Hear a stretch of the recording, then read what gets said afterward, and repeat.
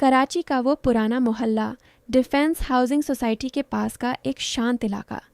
यहाँ ज़्यादातर पुराने बंगले और 2-3 मंजिला अपार्टमेंट थे। मैं दूसरी मंजिल पर अकेला रहता था। मेरा नाम आरहान है। मैं एक छोटी सॉफ्टवेयर कंपनी में काम करता हूँ। ज़्यादातर वर्क फ्रॉम होम ही होता है। एक सामान्य बुधवार की दोपहर थी। मैं बालकनी में बैठा लैपटॉप पर काम कर रहा था जब नीचे गेट पर एक कार रुकी। कुछ सामान उतर रहा था। एक लड़की कार से उतरी। उम्र करीब 22-23 साल। लंबे काले बाल, साधारण सलेटी कुर्ता और जीन्स। वो सामान देख रही थी और मकान मालिक अंकल से बात कर रही थी। मैंने सिर्फ एक नज़र मारी और फिर काम में लग गया। लेकिन अगले दिन सुबह जब मैं चाय बनाने के लिए किचन में गया तो बालकनी से देखा कि वो लड़की ठीक मेरे नीचे वाले फ्लैट में सामान सजा रही थी। पड़ोस का फ्लैट पिछले 1 महीने से खाली पड़ा था। दोपहर को जब मैं नीचे उतरा तो वो लड़की सीढ़ियों पर खड़ी थी, हाथ में एक भारी कार्डबोर्ड बॉक्स। वो बॉक्स को संभाल नहीं पा रही थी। मदद चाहिए? मैंने पूछा। वो चौंक कर मेरी तरफ देखने लगी, फिर शर्माते हुए बोली, जी, अगर आपको तकलीफ ना हो तो। मैंने बॉक्स उठाया। काफ़ी भारी था। कहाँ रखना है? दूसरे कमरे में बाईं तरफ। मैं बॉक्स अंदर ले गया। फ्लैट अभी भी काफ़ी खाली था। सिर्फ कुछ बेसिक फर्नीचर और ढेर सारा सामान बिखरा हुआ था। थैंक यू, उसने कहा। मेरा नाम आयरा है, आज ही शिफ्ट हुई हूँ। आरहान, मैंने मुस्कुराते हुए जवाब दिया। मैं ऊपर वाले फ्लैट में रहता हूँ, अगर कोई मदद चाहिए तो बता देना। आयरा ने हल्के से सिर हिलाया। उसकी आवाज़ बहुत मुलायम और शर्मीली थी। बहुत शुक्रिया। उस दिन के बाद हमारा आमना सामना होने लगा, कभी सीढ़ियों पर, कभी गेट पर, कभी बालकनी से। वो ज़्यादातर सुबह जल्दी निकलती थी, शायद यूनिवर्सिटी या जॉब के लिए। शाम को लौटती तो थकी हुई लगती। एक हफ्ते बाद एक शाम को बिजली चली गई। पूरा मोहल्ला अंधेरे में डूब गया। मैं बालकनी में बैठा था जब नीचे से हल्की आवाज़ आई, अरे लाइट कहाँ गई? आयरा बालकनी में खड़ी थी, मोबाइल की टॉर्च जलाए। मैंने ऊपर से जवाब दिया, यहाँ तो रोज़ ही ऐसा होता है, 2-3 घंटे लग जाते हैं आने में। वो हल्के से हंसी।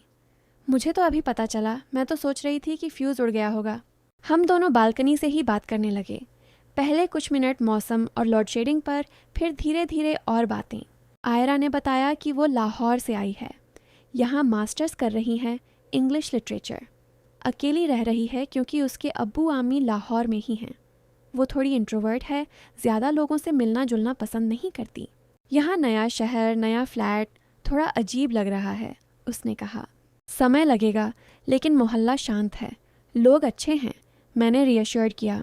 उस रात हम करीब 40-45 मिनट तक बालकनी से ही बात करते रहे।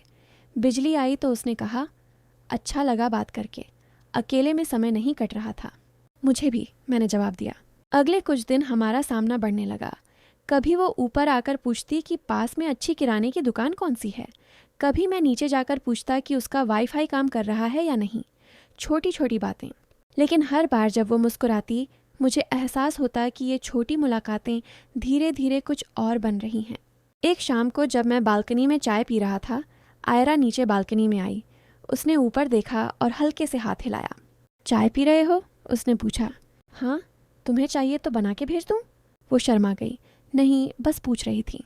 फिर थोड़ा रुक कर बोली, आरहान, अगर तुम्हें बुरा ना लगे तो कभी ऊपर आकर चाय पी सकती हूँ? नीचे अकेले बैठना अच्छा नहीं लगता। मैं मुस्कुराया। बिल्कुल, जब भी मन हो आ जाना। आयरा ने हल्के से सिर हिलाया और अपनी बालकनी में चुपचाप खड़ी रही। चांदनी में उसका चेहरा बहुत शांत और प्यारा लग रहा था। पड़ोस की नई किराएदार धीरे धीरे मेरी दिनचर्या का हिस्सा बन रही थी और मुझे ये एहसास हो रहा था कि शायद मैं भी उसके दिन का हिस्सा बन रहा हूँ। उसके बाद से आयरा के आने जाने का सिलसिला धीरे धीरे बढ़ने लगा। पहले तो सिर्फ सलाम और कैसा है तक सीमित था, लेकिन अब बातें थोड़ी लंबी होने लगी थीं। एक शाम को मैं बालकनी में बैठा काम कर रहा था जब नीचे से उसकी आवाज़ आई, आरहान, क्या तुम व्यस्त हो? नहीं, आ जाओ, मैंने कहा। आयरा सीढ़ियाँ चढ़कर ऊपर आई। हाथ में 2 कप चाय थी। एक मुझे थमाते हुए बोली, आज मैंने बनाई है, ट्राई करके बताना। हम दोनों बालकनी में कुर्सियों पर बैठ गए। हल्की हवा चल रही थी। दूर कहीं से समंदर की हल्की आवाज़ आ रही थी। आयरा ने अपनी चाय का कप दोनों हाथों से पकड़ रखा था, जैसे ठंड लग रही हो, हालांकि मौसम गर्म था। लाहौर में भी अकेले रहती थी? मैंने पूछा। नहीं, उसने मुस्कुराते हुए जवाब दिया। वहाँ हॉस्टल में रहती थी। बहुत शोरगुल था। यहाँ तो एकदम सन्नाटा है। कभी कभी डर भी लगता है। डर लगे तो मुझे कॉल कर लेना, मैंने हल्के से कहा। वो शर्मा गई और चाय में घूंट भरते हुए बोली, तुम हमेशा इतने हेल्पफुल क्यों होते हो? क्योंकि नई किराएदार है, मैंने मजाक में कहा। अगर तुम परेशान हुई तो मकान मालिक मुझे ही डांटेंगे। आयरा हंस पड़ी। उसकी हंसी हल्की और साफ थी, जैसे कोई छोटी घंटी बज रही हो। फिर वो थोड़ी गंभीर हो गई। सच बताऊं, मुझे यहाँ आने के बाद बहुत अजीब लग रहा था। नया शहर, नया फ्लैट, कोई जान पहचान वाला नहीं, लेकिन तुमसे बात करके अच्छा लगता है। हम दोनों काफ़ी देर तक बात करते रहे। उसने बताया कि वो इंग्लिश लिटरेचर में मास्टर्स कर रही है और भविष्य में या तो टीचिंग करना चाहती है या फिर कोई अच्छी किताब लिखना।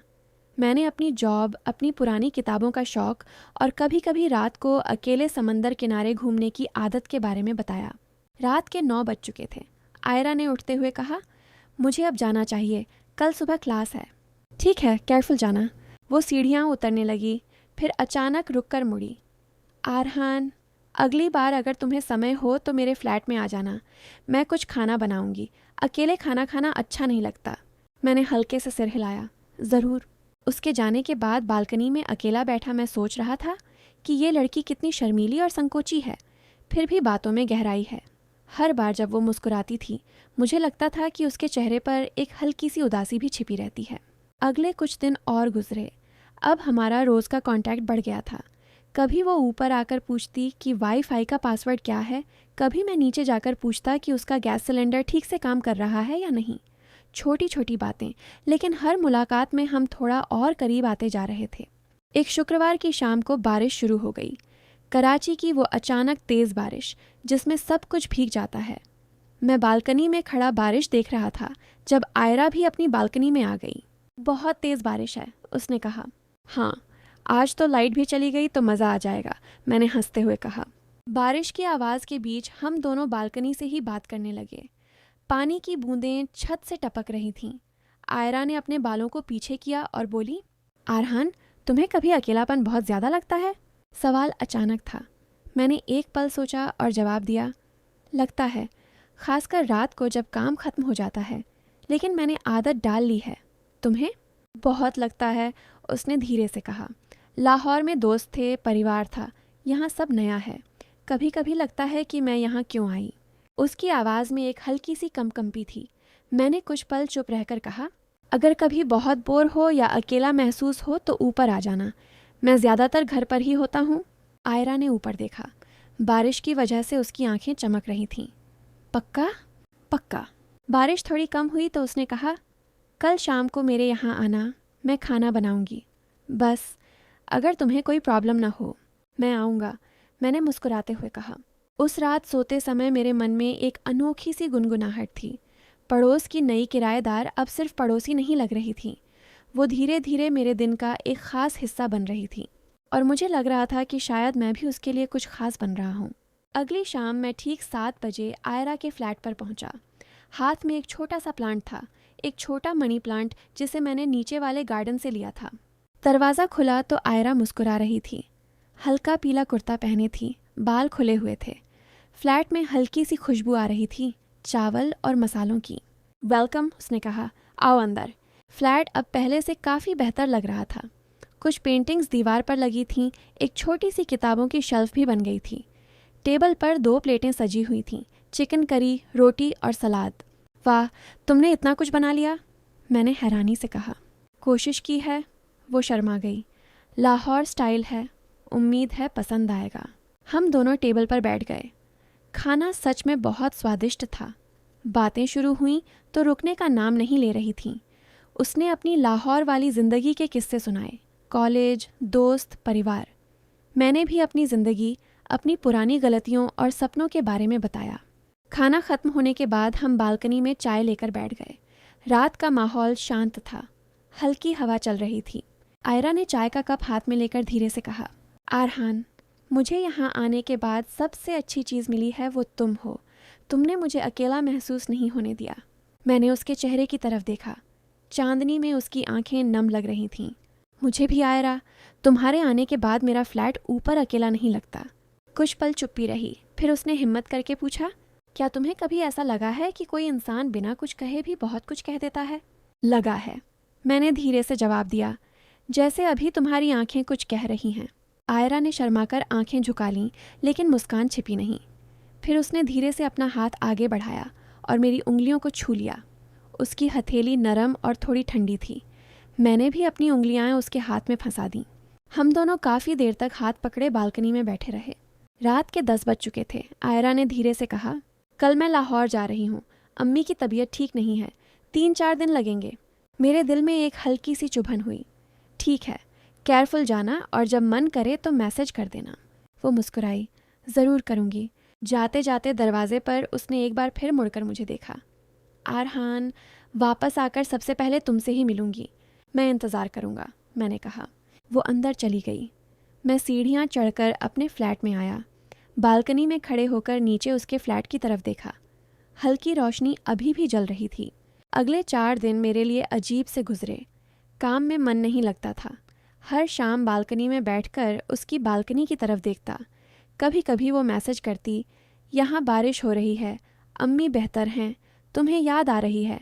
चौथे दिन शाम को जब मैं लैपटॉप बंद कर रहा था, दरवाजे की घंटी बजी। दरवाज़ा खोला तो आयरा खड़ी थी, थकी हुई लेकिन मुस्कुराती हुई।